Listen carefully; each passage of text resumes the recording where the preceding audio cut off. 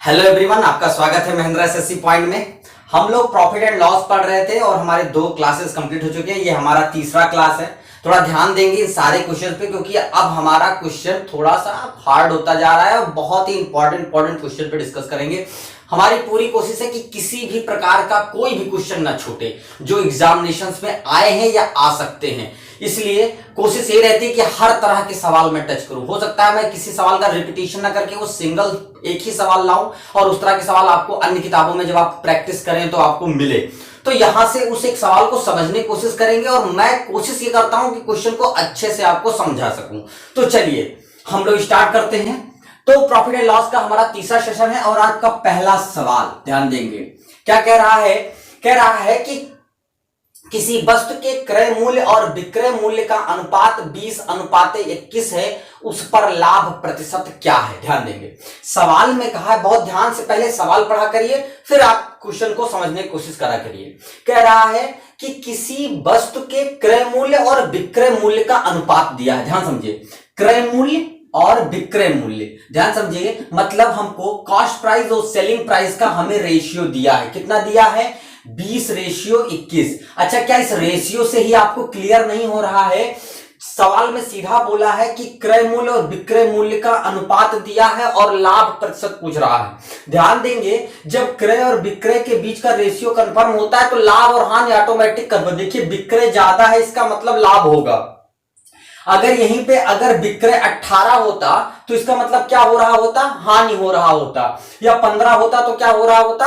हानि हो रहा होता। तो इसका मतलब यहां से कंफर्म है कि क्रय और विक्रय के अनुपात से ही कंफर्म हो जाता है कि लाभ आएगा कि हानि आएगा। तो यहां पे दिख रहा है लाभ, इसलिए लाभ प्रतिशत हमसे पूछा है। अगर विक्रय मूल्य कम होता तो हानि होता और हानि प्रतिशत पूछा। तो दोनों तरह के सवाल एक ही में है। तो अब हम क्या करेंगे? अनुपात ध्यान देंगे। ऐसे सवाल जब आए और हमसे क्रय और विक्रय का अनुपात दिया हो, लाभ या हानि पूछे, तो लाभ या हानि की बात मैंने कंफर्म कर दी कि इसमें दिख जाएगा। अगर विक्रय मूल्य कम है तो हानि निकल रहेगा होगा, और अगर विक्रय मूल्य ज्यादा है तो लाभ निकल रहा होगा। तो एक बात समझिए कि जो हमें दिया होगा यही एग्जैक्ट मान लेंगे। क्या मान लेंगे? यही एग्जैक्ट इसका मूल्य मान लेंगे। मतलब क्रय मूल्य कितना मान लेंगे? 20, और विक्रय मूल्य कितना मान लेंगे?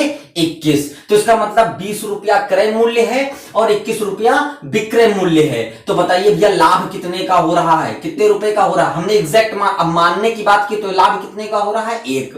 अब हमें क्या निकालना है? लाभ प्रतिशत। तो लाभ प्रतिशत किसका निकालते हैं? हमने क्लियर किया था कि लाभ या हानि हमेशा किसका निकाला जाता है? क्रय मूल्य का निकाला जाता है। हाँ, सवाल कभी कभार पूछने के लिए या हमें पजल पैदा करने के लिए हमें विक्रय मूल्य में या तो दे देता है या विक्रय मूल्य के अकॉर्डिंग पूछ लेता है, लेकिन हमेशा लाभ हम कैसे निकालते हैं? क्रय मूल्य से। तो लाभ प्रतिशत बराबर 1 लाभ कितना है भैया? सॉरी, क्रय कितना है? 20 और गुणे 100। लाभ परसेंट निकालने का तरीका होता है ना? 20 का कितना परसेंट है? गुणे 100 कर दिया। 20 पंचे 100, कितना? 5 एकम 5%। तो हमें कंफर्म हो गया ना कि लाभ परसेंट कितना है? 5%। चलिए नोट कर लीजिए, यही हमारा आंसर है। नेक्स्ट क्वेश्चन की तरफ चलते हैं। सेकंड क्वेश्चन पे चलते हैं। देखिएगा सेकंड क्वेश्चन क्या कह रहा है। सेकंड क्वेश्चन कहता है कि किसी वस्तु को अंकित मूल्य के 3/4 पर बेचने से 25% का लाभ होता है। अंकित मूल्य और क्रय मूल्य का अनुपात बताइए। ध्यान से समझना है। अंकित मूल्य के, ध्यान से लिखिए, हमें थोड़ा, मैं आपको वर्ड, मैंने पिछले क्लासेस में इस बात को क्लियर किया था, रेशियो के भी चैप्टर में और प्रतिशत के चैप्टर में इस बात को क्लियर किया था। अंकित मूल्य के 3/4 पर बेचने, यही तो कह रहा है। तो जब हम जिसके के लगा होता है, तो हमने बताया था के का मतलब क्या होता है? नीचे बटा। के का मतलब, का मतलब क्या होता है? बटा। मतलब अंकित मूल्य के साथ के है, मतलब बटा वाला वैल्यू कौन है? 4। मतलब अंकित मूल्य कितना है मित्र आपका? 4। तो बेचने वाली वैल्यू कौन सी आ गई? 3। तो इसका मतलब विक्रय मूल्य कितना हो गया? 3। समझ में आ गई होगी बात। अब यहां से इस बात को ही समझना है, अंकित मूल्य के 3/4 पर बेचने पर, तो के अंकित मूल्य के, तो के का मतलब किसके साथ लगा है, के। और हमने बताया था जिसके साथ का एक के लिखा होता है वो कहां होता है, नीचे। तो इसका मतलब ये नीचे वाली वैल्यू क्या है, अंकित मूल्य है, तो ऊपर वाली बची गई तो बेचने पर, तो ये विक्रय मूल्य तो बना, बेचना मतलब विक्रय मूल्य, तो ऊपर वाली 3 क्या है उसका विक्रय मूल्य है। तो आपका अंकित मूल्य और विक्रय मूल्य कंफर्म हो गया। अब हमसे ये पूछा है सवाल में कि अंकित मूल्य और क्रय मूल्य का अनुपात बताओ। भाई अंकित मूल्य तो दिया है, अब हमें क्रय मूल्य चाहिए, तो क्रय मूल्य कैसे निकालते हैं मित्र समझिएगा। क्रय मूल्य हमेशा, अच्छा इस कार्ड में क्या हो रहा है, 25% का क्या हो रहा है, लाभ। 25% का क्या हो रहा है, लाभ। आप समझिएगा, अभी मैंने पहले सेशन क्लास में एक चीज पढ़ाई थी कि जब 25% का लाभ हो तो क्रय मूल्य कितना मानते थे, 100, और तो 25% का लाभ हो जाता था तो क्या लिख देते थे, विक्रय मूल्य 125। बात समझ में आ गई नहीं आ गई। क्रय मूल्य जब हम 100 मानते थे तो 25% का लाभ हुआ तो विक्रय मूल्य कितना हो गया, 125। अच्छा क्या विक्रय मूल्य हमें दिया हुआ है, तो ये 125 बराबर किसके दिया है, 3 के। 125 बराबर 3 के, तो हमें क्या पता करना है, क्रय मूल्य 100। तो हमने बताया था जो पता करना होता 3/125 गुणे 100 कर दिया। अब आप कट कर लीजिए, 25 पंचे 5 चौको, ठीक है, 25 पंचे और 25 चौको, फिर 5 से कर देंगे, 4 तिहाई 12, कितना आ गया, 4 तिहाई 12 और बटे 5, तो कितना आ गया, 12/5। क्या आ गया आपका क्रय मूल्य। अब हमसे सवाल में पूछा गया है कि अंकित मूल्य और क्रय मूल्य का क्या बताइए, अनुपात। तो अंकित मूल्य और क्रय मूल्य का अनुपात बताना है। तो अंकित मूल्य कितना दिया है मित्र, 4, और क्रय मूल्य अभी निकाला है 12/5। देखिए 5 इधर ले आएंगे तो कितना हो जाएगा, देखिए क्रॉस गुणा हो जाता, दोनों में 5 से गुणा कर लेंगे अगर आप अनुपात में दोनों साइड में, तो 5 ये कट गया और 5 हो गया, 20 अनुपाते कितना हो गया, 12। अब 20 अनुपाते 12 हो गया तो कट कर लेंगे, 4 से 4 पंचे 20, 4 तिहाई 12, कितना आ गया, 5/3। तो हमारा आंसर आ गया 5/3। ये हमारा हो गया आंसर। बात आपको समझ में आ गई होगी। मैंने कहा अंकित मूल्य के 3/4 पर बेचने पर, तो अंकित मूल्य का मैंने मान लिया। अब कैसे निकाला, यहां से तो आपको समझ में आ गया होगा, अंकित मूल्य के 3/4, तो अंकित मूल्य 4 और क्रय विक्रय मूल्य 3। अब हमें विक्रय मूल्य जब पता है तो क्रय मूल्य तो निकाल ही सकते हैं, मैंने पहले सेशन में लास्ट में पढ़ा दिया था। तो जब क्रय मूल्य भी निकल गया तो अंकित मूल्य और क्रय मूल्य के बीच क्या निकाल दिया हमने, अनुपात निकाल दिया। तो शायद आपको बात 100% समझ में आ गई होगी। चलिए नोट कर लीजिए, नेक्स्ट क्वेश्चन पे चलते हैं। क्वेश्चन नंबर 3 पे चलते हैं। देखिएगा क्वेश्चन नंबर 3 क्या कह रहा है, कह रहा है एक व्यक्ति अपने टाइपराइटर को 5% की हानि पर बेचता है, 5% के लॉस पर बेचता है, ठीक है। यदि वह उसे 80 पर 80 रुपए अधिक में बेचे तो 5% का लाभ होता। बात समझिए, होगा। तो टाइपराइटर का वाकई क्रय मूल्य क्या है, बात समझने की कोशिश करिएगा। हमने कहा क्रय मूल्य पता करना है, 100 रुपए होता, क्या होता, 100 रुपया। लेकिन इस बंदे ने क्या काम कर दिया, 5% के लॉस पर बेच दिया। तो 100 रुपए का वस्तु था तो 5% का लॉस, 5% का लॉस का मतलब क्या हो गया, कितने का बेच दिया, 95 का। ये सेलिंग प्राइस है पहली वाली। लेकिन इसने कहा यदि 80 रुपए ज्यादा में बेचता, 80 रुपए ज्यादा में बेचता, देखिए मैंने रुपए में लिखा है, अगर यही 95 बेचा, 80 रुपए में ज्यादा बेचता तो 5% का प्रॉफिट होता। किसके अकॉर्डिंग, क्रय मूल्य के अकॉर्डिंग लाभ होता। तो इसका मतलब वो कितने बेचता, 105 में, क्योंकि 5% का क्या होता, लाभ, 5% का क्या होता, प्रॉफिट। बात समझ में होगी। 100 रुपए का वस्तु मैंने माना, अगर 5% लॉस मतलब 95 बेचता है, ये हमारी मानी हुई वैल्यू चल रही है, नीचे हम एग्जैक्ट वैल्यू पे चल रहे हैं। लेकिन कह रहा है अगर वो पहली सेलिंग प्राइस में 80 रुपया बढ़ा दे तो उसे क्या हो जाए, 5% का प्रॉफिट हो जाए। तो ये 5 मतलब 95 में जहां बिक रहा था वहां कितने में बिकेगा, एक माने के हिसाब से 105 में। मतलब 95 से 105 के बीच में कितने का डिफरेंस है, 10% का। कितने का डिफरेंस है, 10%। ये परसेंट ही तो है, ये 10 ही तो है, 10% समझिए। चाहे परसेंट, हमने कहा था परसेंट कभी कभी मेंशन नहीं करते, लेकिन हमने 100 माना तो इसका मतलब ये जो 10 ही तो है, 10 का डिफरेंस किसकी वजह से हो जाएगा, 80 की वजह से 10 का डिफरेंस मतलब 95 से 105 जो डिफरेंस आ रहा है वो किसके अकॉर्डिंग हो जाएगा, 80 के। तो अगर 10 बराबर 180 के तो हमें क्या पता करना है, क्रय मूल्य 100 बराबर 80 बटा 10 गुणे 100। देखिए 10 दहामा और ये हो गया 800 रुपए, मतलब उस वस्तु का क्रय मूल्य कितना है, 800 रुपए। देखिए ट्रिक क्या करते हैं लोग, जब यही सवाल आता है तो लोग क्या काम करते हैं, आपको ट्रिक बताते हैं कि जो हमें डिफरेंस दिया है, जो परसेंटेज दिया हो उसको ऐड करके। देखिए आपको लोग ट्रिकली बताएंगे, बात मैंने आपको क्लियर कर दी है, कभी कंफ्यूजन ना हो। लोग आपको ऐसे बता देंगे कि 5 का इधर डिफरेंस 5 जोड़ दीजिए, 5 5 10, यही 10% बराबर कर दीजिए 80 के, तो 100% बराबर निकाल दीजिए, आंसर आ जाएगा। चीज वही लिखा, लेकिन मैंने आपको एकदम क्लियर करके बताया कि ऐसा क्यों होता है और कैसे होता है। ठीक है, तो ये हो कितना आंसर आ गया, 800 रुपए। ठीक है, फिर भी मैं आपको इन लोगों के हिसाब से बता देता हूं कि 5% का लॉस था, 5% की प्रॉफिट थी। मतलब लॉस से प्रॉफिट होने में 5% का लॉस और 5% की प्रॉफिट, मतलब इस 5 5 10 का जो डिफरेंस है वो कौन तय करता है, 80। तो अगर वो 10% बराबर 80 के तो 100% बराबर, सिंपल आप लगा सकते हैं कि अगर वो 10% बराबर 80 के तो 100% बराबर क्या हो जाएगा, 80 बटा 10% गुणे 100%, परसेंट कट जाएगा, वही चीज एकदम सेम देखिए आ गई 800, है ना।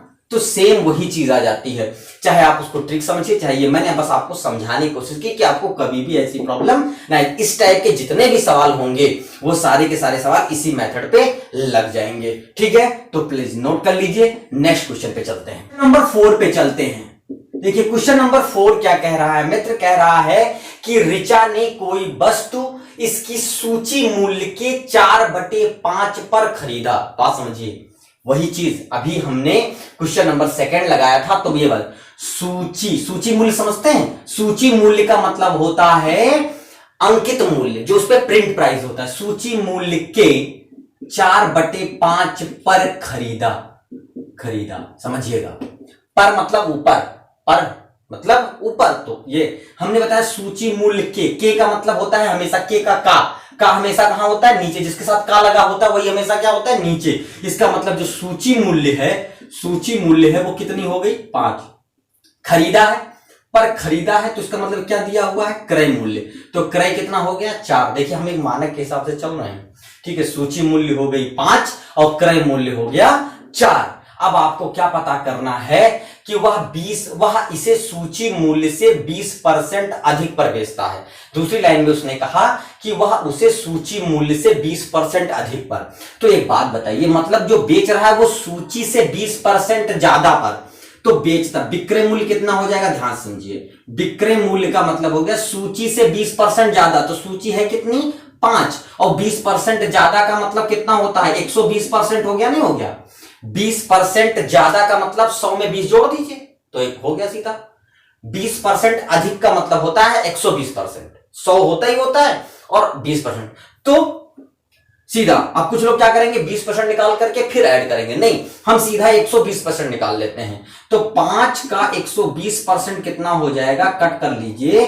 देखिए कट करेंगे कितना आ जाएगा, 2 छंको 12, 2 पंचे 10, 5 5 कट गया, यहां कितना आ गया, 6। तो विक्रय मूल्य कितना आ गया, 6 रुपए। ध्यान समझिएगा, विक्रय मूल्य आ गया 6 और क्रय मूल्य कितना दिया है, 4। अब सवाल कह रहा है सूची मूल्य पर तो लाभ हानि दिया था, ऋचा का लाभ प्रतिशत बताओ किस पे। अब यहां लाभ प्रतिशत तो दिया था, लेकिन किस पे दिया था, सूची पर, मतलब सूची से इतना अधिक पर बेचता है। अब कह रहा लाभ कितना हुआ, तो जिस हिसाब से खरीदा होगा लाभ उसी हिसाब से देखेंगे ना। तो क्रय मूल्य कितना है, 4 और विक्रय मूल्य कितना है, 6। तो लाभ कितने का हुआ भैया, 2 रुपए का। लाभ कितना हुआ, 2 रुपए का। और यही 2 का क्या निकाल लेते हैं, परसेंट।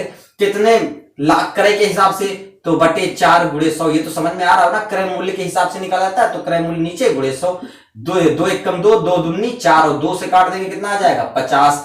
तो कितना आ गया, 50%। मतलब व्यक्ति को कितना लाभ हो रहा है, 50% का लाभ हो रहा है। हमें नहीं लगता कि आपको किसी प्रकार की कोई तकलीफ हो रही है, कोई प्रॉब्लम आ रही है। बहुत सिंपल सा सवाल है, बहुत बड़े आराम से लग जा रहा है। ठीक है, तो कितना आंसर आ गया, 50%। नोट कर लीजिए। नेक्स्ट क्वेश्चन पे चलते हैं। चलिए क्वेश्चन नंबर 5 पे चलते हैं। ध्यान दीजिएगा कि क्वेश्चन नंबर 5 क्या कह रहा है, कह रहा है 144 रुपए में बेची गई, यदि लाभ की प्रतिशतता संख्यात्मक रूप से उसके क्रय मूल्य के बराबर हो तो घड़ी का क्रय मूल्य क्या होगा। ध्यान से समझिए, इस सवाल को आप विशेषकर ध्यान से पढ़ लीजिए। ये बहुत यूनिक सवाल है, ये ऐसे ही आता है। इसके लिए कोई मेथड नहीं लगाएंगे, हम एक फार्मूला लिखेंगे और उस फार्मूले से ही सारे सवाल को सॉर्ट आउट करेंगे। ठीक है, तो आप इस सवाल को ध्यान से पढ़िए। इसमें एक पॉइंट आ रहा है कि संख्यात्मक मान, मैं आपको समझाना चाहता हूं कि ये संख्यात्मक मान का क्या मतलब है। कहा है कि लाभ की जो प्रतिशतता है वो संख्यात्मक रूप से क्रय मूल्य के बराबर है। मतलब कि अगर क्रय मूल्य 70 रुपया है तो लाभ कितना होगा, 70%। ये होता है संख्यात्मक मान। मतलब अगर किसी वस्तु का क्रय मूल्य 100 रुपए है तो लाभ कितना है, 100%। 120 रुपए है तो लाभ कितना होगा, 120। वही संख्यात्मक मान, मतलब न्यूमेरिकल वैल्यू सेम हो तो लाभ है। अच्छा, क्या ऐसा भी हो सकता है कि हानि भी हो सकता है? बिल्कुल हो सकता है। लाभ या हानि किसी की भी बात कर सकता है। यहां पे लाभ दिया है, आपको इसकी जगह पर हानि दिया होगा। ठीक है, तो एक घड़ी को 144 रुपए में बेचने पर 144 रुपए बेचा गया है। लाभ की जो प्रतिशतता है वो संख्यात्मक रूप से उसके विक्रय मूल्य के क्या है, उसके क्रय मूल्य के बराबर है। तो घड़ी का क्रय मूल्य क्या होगा? तो देखिए, इसके लिए फार्मूला होता है, मैं आपको फार्मूला लिख दे रहा हूं। कह रहा है क्रय मूल्य बराबर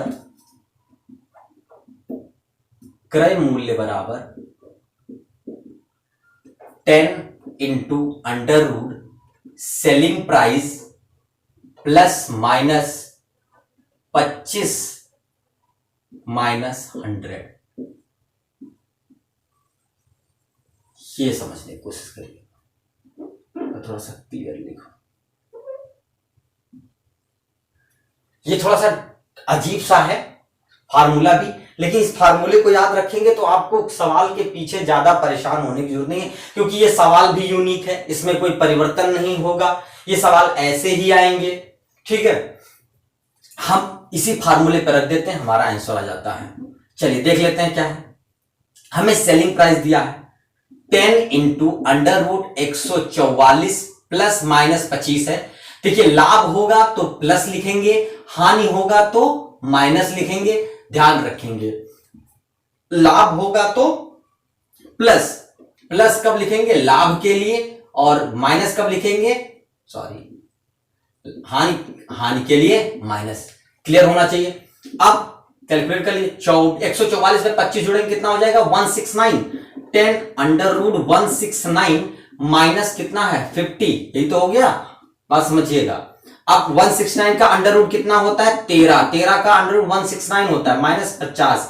गुणा कर लीजिए, 130 माइनस 50 कितना आ गया, 80 रुपए आंसर।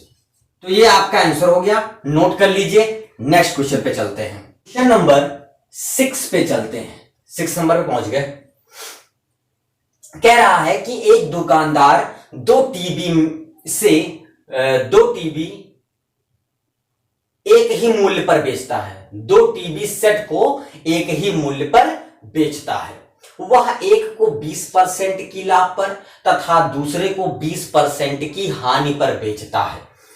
तो उपरोक्त कथन में सत्य है। ध्यान से सवाल को समझेंगे। इस सवाल को एक और भी तरीके से सवाल पूछा जाता है। देखिए, इस सवाल को जब आप पढ़ेंगे तो कह रहा है कि 2 टीवी सेट को एक ही रेट पर बेचा जाता है। कभी कभी सवाल में रेट लिखकर दे देगा, बट मैं आपको क्लियर करूं, क्योंकि इसमें प्रतिशत में ही आंसर आना है, तो हमें केवल इसके किसके यूज करना है, परसेंटेज का यूज करना है। इसके न्यूमेरिकल वैल्यू की जरूरत नहीं है। लेकिन कभी कभी सवाल ऐसे भी पूछ लेगा कि एक दुकानदार टीवी सेट को 5,640 रुपए की दर से प्रत्येक को बेचता है। 2 टीवी सेट है जिसको 5,640 रुपए प्रत्येक को बेचता है। तो अगर रुपया भी लिख देता है तो उससे कोई फर्क नहीं पड़ता है। सवाल में इंपॉर्टेंट बात यह है कि दोनों को किस रेट पर बेचता है, सेम रेट पर बेचता है। दोनों को एक ही रेट पर बेचता है और उसे एक पर 20% का लाभ और दूसरे को 20% पर क्या होता है, हानि होता है। तो उपरोक्त कथन में सत्य क्या है, ध्यान देंगे। देखिए, इसके लिए एक अलग सा मैं आपको एक सवाल क्या है, इसमें देखिए जितना लाभ है न्यूमेरिकल पॉइंट पर, उतना ही न्यूमेरिकल पॉइंट पे क्या है, हानि है। तो इसके लिए हम लोग किताबों में देखते हैं फार्मूला होता है x स्क्वायर अपान 100 और हमेशा इस केस में क्या होता है, हानि। ध्यान समझेंगे, इस केस में हमेशा क्या, जब समान वैल्यू, मतलब क्या है कि जब लाभ और हानि दोनों दिए होते हैं, समान क्वांटिटी में दिए होते हैं, समान न्यूमेरिकल वैल्यू में दिए हों, जैसे 20% का लाभ और 20% का हानि, और वो भी एक ही रेट पे, तो ऐसे केस में हमेशा क्या होती है, हानि ही होती है। तो इसके लिए फार्मूला होता है x स्क्वायर अपान 100 और x जो है परसेंट है, तो कितना न्यूमेरिकल वैल्यू है, 20। भाई वही 20 दो बार है, तो 20 गुणे 20 और बटे क्या हो जाता है, 100। देखिए 0 0 0 0 कट गया, 2 दूना 4% की क्या हो गई, हानि हो गई। इसके लिए फार्मूला बनाया गया इस सवाल के लिए। ध्यान से सवाल को पढ़िएगा और सवाल पर समझिएगा कि सवाल का नियम लगा है। लेकिन आप एक बात समझिए कि क्या जरूरी है कि दोनों न्यूमेरिकल वैल्यू सेम हो, नहीं। यहां पर जब दोनों न्यूमेरिकल, भाई एक ही सवाल में मैं आपके 3-4 सवालों के हल देने की कोशिश करता हूं। पहले सवाल में क्लियर कर दिया है कि जितना परसेंट हानि है उतने परसेंट का लाभ है, सेम न्यूमेरिकल वैल्यू में। लेकिन ऐसा भी तो हो सकता है कि भले एक ही मूल्य पर बेचता हो और रेट दे देता है, लेकिन एक जगह पे लाभ कुछ और होता है, एक जगह पे हानि कुछ और होता। तो एक बात बताइए, तो क्या ऐसे केसेस में क्या होगा, तो हम क्या करते हैं, फार्मूला होता है x plus y minus x into y upon 100, sorry plus x y upon 100, इस फार्मूले से लगाएंगे। ठीक, अब इस, तो हमेशा अगर न्यूमेरिकल वैल्यू हमारी क्या होती, अलग अलग होती, तो ठीक है। अच्छा एक बात बताइए, तो क्या ये सवाल नहीं लग सकता, बिल्कुल लगेगा। देखिए 20% का लाभ है और 20% की क्या है, हानि है। ध्यान समझिएगा, तो हम रख देते हैं, जो लाभ होगा वो प्लस में रखा जाएगा, जो हानि होगा वो माइनस में रखा जाएगा। तो 20 प्लस और एक दूसरा वाला 20 किस में, माइनस, यहां प्लस, ऊपर वाला एक 20 प्लस में, दूसरा वाला एक 20 किस में, माइनस में। देखिए 20 में से 20 गया, कितना बचा यहाँ पे 0, और 20 को 20 से गुणा करेंगे तो 400, लेकिन किसके साथ, माइनस के साथ। 100 0 0 0 0 कट गया, और माइनस प्लस माइनस का माइनस, और यहां कितना आ गया 4, तो माइनस 4%, तो 4 माइनस 4% का मतलब क्या हो गया, हानि। 4% की क्या है, हानि हो गई। बात समझ में आ गई होगी आपको। तो चाहे आप इस फार्मूले से लगाएं, चाहे इस, ये वाला जो फार्मूला है वो सिर्फ कब लगेगा, जब न्यूमेरिकल वैल्यू, चाहे वो प्रॉफिट हो, एक केसेस में प्रॉफिट जिस तरह क्वेश्चन में दिया गया है कि जितने से वो लाभ होता है, दूसरा उतने से ही हानि होता है, तो इस फार्मूला लगाएंगे। अगर दोनों की न्यूमेरिकल वैल्यू अलग अलग होती तो हम इस फार्मूले से लगाएंगे। ठीक है, तो प्लीज दोनों को नोट कर लीजिए। नेक्स्ट क्वेश्चन पे चलते हैं, क्वेश्चन नंबर 7 पे चलते हैं। लास्ट क्वेश्चन है आज की क्लास का। कह रहा है कि एक आदमी 2160 रुपए में 2 पंखे खरीदता है, मतलब 2 फैन, F1 और F2, 2 फैन। ऐसे में लिख रहा हूं, उसकी जरूरत नहीं, बस खाली ऐसे ही लिख रहा हूं कि 2 फैन है, वो उसने खरीदा है 2160 रुपए में। कौन कितने का पड़ा भैया पता नहीं। कह रहा है कि एक व्यक्ति है, वो 2160 रुपए में 2 फैन खरीदता है। एक पंखा वह 15% के लाभ पर तथा दूसरे को 9% की हानि पर बेच देता है। ध्यान से समझिएगा, कहा गया दोनों फैन उसने खरीदा है और वो भी कितने का, 2160 रुपए में। ये भी बहुत यूनिक सवाल है, इसमें कोई परिवर्तन कभी नहीं होता। इस टाइप के क्वेश्चन हमेशा ऐसे ही आएंगे, बट डाटा चेंज होगी, बाकी इसमें नहीं। जैसे मैंने पिछले सवाल में बताया था कि कुछ ऐसा भी पूछ सकता है, इसमें कुछ नहीं पूछता, बस न्यूमेरिकल वैल्यू चेंज करेगा, बाकी सवाल एकदम हूबहू ऐसे पूछेगा। कह रहा है इतने रुपए में 2 पंखे खरीदे। अब इसने दोनों पंखों को बेच दिया। सवाल कह रहा है कि एक पर उसे 15% का लाभ हुआ, दूसरे पर उसे 9% की हानि हुई। कह रहा पूरे सौदे में उसे लाभ, पूरे सौदे के अकॉर्डिंग ना उसे लाभ हुआ और ना ही उसे हानि हुआ, तो दोनों का अलग अलग कितने का पंखा था ये पता करना है। देख के थोड़ा सा डर लग रहा होगा, लेकिन एक लाइन का सवाल है। एक बात बताइए, मान लेते हैं F1 पर उसे 15% का क्या हुआ, लाभ। अब देखिए इसको एक ट्रिकी मेथड है, सवाल यूनिक है, सब कुछ यूनिक है, तो इसलिए एक यूनिक ट्रिक से चलेंगे, और नहीं तो आप परेशान हो जाएंगे। F1 पर 15% का लाभ है और F2 पर 9% की हानि, जो नंबर दिया था उसी हिसाब से मैंने लिख लिया। तो अब F1 को इधर ले आते हैं, तो F1 बटे F2 बराबर क्या हो जाएगा, 9/15। देखो दोनों परसेंट है तो परसेंट कट जाएगा, कोई दिक्कत तो है नहीं।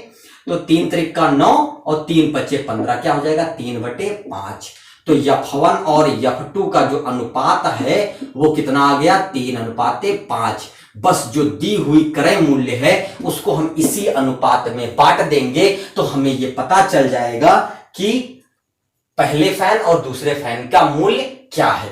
तो 2160 को इस अनुपात में बांटेंगे। अनुपात के चैप्टर में मैंने इसको बहुत अच्छे समझाया था कि दो अनुपात दिए हो और किसी वैल्यू को बांटना हो तो कैसे बांटते हैं, दोनों अनुपात की दोनों गिनतियों को जोड़ लेते हैं 5 3 8 और इससे दी हुई वैल्यू को भाग दे देते हैं। 8 दूनी 16 और 8 सते 56 270। तो हमारा रेशियो वैल्यू कितना आ गया, 270। अब फटाफट एक एक रेशियो वैल्यू में रख देते हैं। 3 गुणे 270 और दूसरा हो गया 5 गुणे 270। तो आंसर आ गया 2110 और दूसरा आ गया 1350। जोड़ लीजिए, ठीक है। तो दोनों फैन की वैल्यू हमें, दोनों फैन का जो क्रय मूल्य है वो हमें पता चल चुका है। ये सवाल एकदम यूनिक है, इसमें कोई परिवर्तन नहीं होता, केवल डाटा चेंज होंगे। हमेशा इसी तरीके से लगाइएगा। ये मेरा खुद का पर्सनल है, बहुत कम ये क्वेश्चन आते भी हैं और ये जो क्वेश्चन है वो एकदम सिंपल इसी मेथड से लगा देंगे, आपका आंसर आ जाएगा, ठीक है। तो इसको नोट कर लीजिए। हमने अपने हिसाब से ट्रिक, ऐसे ट्रिकों का इस्तेमाल करता हूं जो व्यक्ति को याद हो जाए और शायद कभी भी उसको प्रॉब्लम ये ना हो कि यहां पे मैं फंस गया या इस सवाल में नहीं लग रहा है। मैं उन्हीं ट्रिकों का इस्तेमाल करता हूं जो हर सवाल पर लगे कि उस टाइप के सवाल में कभी त्रुटि ना पैदा करे, ठीक है। तो बस आज के लिए इतना ही। जय हिंद, जय भारत।